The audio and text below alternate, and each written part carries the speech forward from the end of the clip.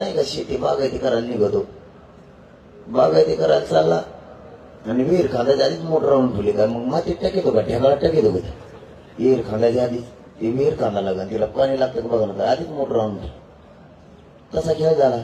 हा म्हणजे असं असतं काय गेले माघारी घेऊन म्हणजे त्यांनी काय डाव नाही टाकायचे तेवढे टाकले पण आपण जे असं नमुना लागलो त्यांना त्याचे पुरे डाव मोडून टाकतो. आता त्यांना वाटलं 4-5 जण येते लय झालं तर मुंबई जेव्हा लाईन लागली नुसते चिरे देत त्यांच्या सगळ्या यंत्रणा कामाला लावल्या त्यांनी रोहापासूनच्या सगळ्या पहिल्यांदा आंदोलनाला ह्या यंत्रणा कामाला लागला. मला लागून दे काय लागायचं कारण मला इंग्लिश वाचत येत नाही मग लयच खेळ कमी लागला तिचं मग लय दिवस झालं जमा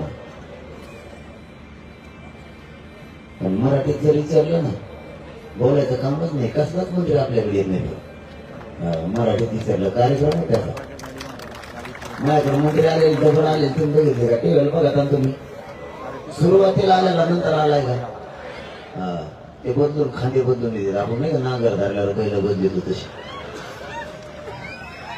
माझ्याकडे बदलून पाठील एक नाही पाठील पहिले आल्या डबल नाही पाठील कारण इकडे बोलायचं इकडे कसं आपल्याला अवघड आहे कारण मला जातीशी देणं घेणे तुमच्याशी नाही माझ्या जातीला मी मायबाप मानलेला आहे. आंदोलन हे तुमच्याशी मित्रत्व करायसाठी नाही माझ्या जातीला न्याय मिळण्यासाठी त्यामुळे तुमचं ऐकून नाही घेऊ शकत आणि ऐकलं पण नाही प्रत्येक वेळेस बदलून येते आणि ते म्हणजे आमच्या समोर ठरलं नव्हतं म्हणलं मग बोलले त्यांना ठरलं नव्हतं मग ते कुठे येते आपलं लेखी द्यायचं ठरलं होतं आणखी सह्या नाही झाल्या बघायचं 4 महिने झाले ते म्हणतो तू कर आणि ते म्हणतो तू कर एक मंत्री तर गावाकडे गेले आणखी आलाच नाही मुंबई ते म्हणतो मी आल्यावर करू मग इकडे ते म्हणतो तो कर ते म्हणतो नाही मग तो आपण आल्यावरच करू दोघं सगळं आणखीन एकत्र येणार तो तर मुंबई सुद्धा निघालत आहोत. तुम्हाला माझं जाता जाता पुन्हा एक सांगणार माझा शब्द आहे तुम्हाला आरक्षण घेतल्याशिवाय मग मागा नाहीये परंतु तुम्ही ताकदीनं पाठीशी उभा जागरूक राहा मुंबईकडे डोळे लावून बसा तिकडच्या लेकरांना काय त्रास होतोय का किंवा आरक्षण दिलं जात आहे का यासाठी ताकदीनं तुम्ही या पोरांच्या पाठीशी उभा राहा जिल्हाभर आणि जिल्ह्याच्या बाहेर सुद्धा जागृती करा कारण हे आरक्षण आणल्याशिवाय आता आम्ही मागं नाही फिरत वेळेप्रसंगी सरकारच्या गोळ्या झेलायची जरी वेळ आली तरी छातीवर झेलण्याची तयारी तुमचा मुलगा म्हणून तुम्हाला सांगतो.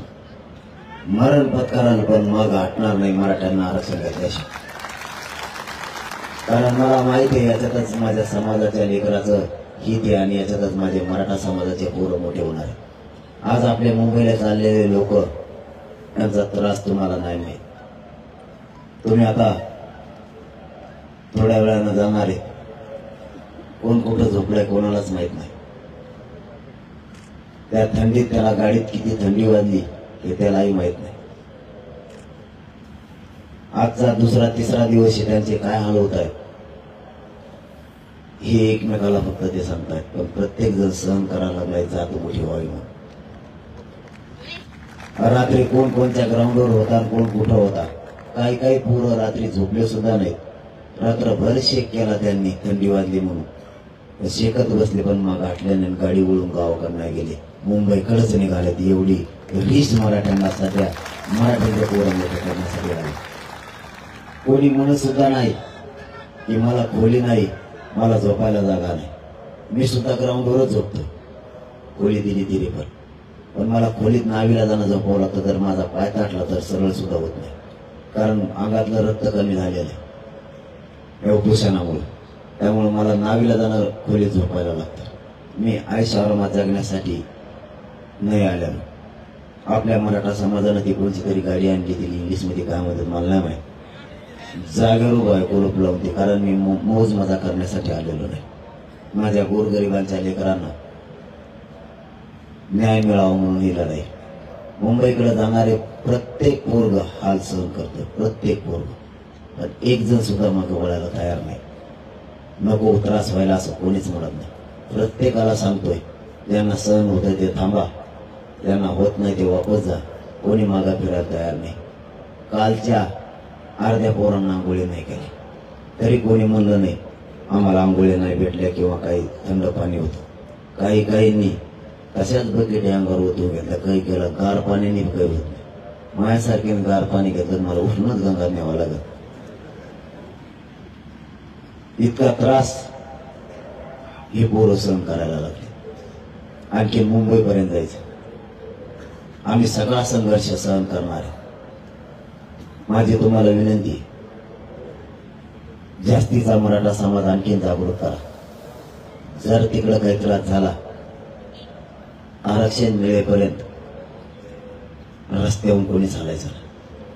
महाराष्ट्रातले क्षणभरात अर्ध्या घंट्यात सगळे रस्ते आणि सगळ्या रस्त्यावर मराठा आणि फक्त मराठाच दिसला पाहिजे, इतक्या ताकदीनं राज्य बनले. कारण आपलं आंदोलन शांततेत आहे आणि तेही शांततेतच ठेवायचं. आता 25 तारखेला मराठी संध्याकाळी मुंबईत पोहोचणार आहेत. मुंबईतल्या गल्लीत गल्लीत तुम्हाला मराठा दिसणार. गल्ली गल्लीत इतका ताकदीनं मराठा मुंबईकडे 25 तारखेला येणार. तुम्ही येणार आहेत का? खरं सांगा बरं.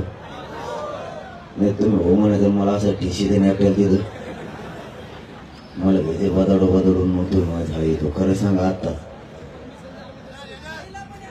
नाही हाणायचं तर नाही राहो आपल्या. मग तर ते मागच कार्यक्रम झाला असता. त्याला काय टाइम लागू दे. याला हाणायचं म्हणलं लय पुढे येते हो फटाफटा. एवढा कामाला निभारे आणि जाते तर निघून सौस आणि कुंकड दिसत नाही. मिळ बी लागत नाही कुंकड गेले. ते तर करायचं नाही. या शांततेच्या युद्धानंच 70 वर्षात मराठ्यांना आरक्षण मिळत नव्हतं. ते पत्रात पडायला लागलं फक्त शांततेच्या आंदोलनावर. काहीच करता येणार नाही त्यामुळे. शांततेच्या आंदोलनात खूप ताकद आहे. म्हणून तुम्हाला माझी पुन्हा पुन्हा विनंती, आता जागे राहा. हे आरक्षण आता टप्प्यात आले. आता घेतल्याशिवाय माघारी नाही येणार. आम्ही तुमच्यात असो किंवा नसो, 2 गोष्टी कायम करा. आपला विचार मरू देऊ नका आणि मराठीची झालेली एकजूट मिटू देऊ नका. एवढीच मला अपेक्षा आहे तुमच्याकडे. कारण मी आता हटणार नाही ठरवलंय. जाता जाता पुन्हा सांगतो, ताकदीनं सगळ्यांनी मुंबईकडे या आणि पाठीमागा राहिलेल्या बांधवांनी पाठीमागच्या आंदोलनाची धुरा सांभाळा, एवढीच विनंती करतो. आणि आपल्या इथं बसलेल्या बांधवांना सांगतो, गाड्यातल्या बांधवांनी गाड्यात दमानं चालवत जा. आपल्यापासून कोणाला इजा नाही झाली पाहिजे. आपल्या रॅलीत असलेल्या सगळ्या बांधवांना विनंती, गाड्या एकदम दमाने आणा आणि एका लाईनीत सगळे चलत जा. उद्यापासून आपली लाईन तुटली नाही पाहिजे. कारण ही जर एखाद्याला इजा झाली तर आपल्यापासून नाही झाली पाहिजे. कोणाची गाडी जर खराब झाली तर या नगरमधूनच महाराष्ट्रातल्या मराठा समाजाला त्याची गाडी नीट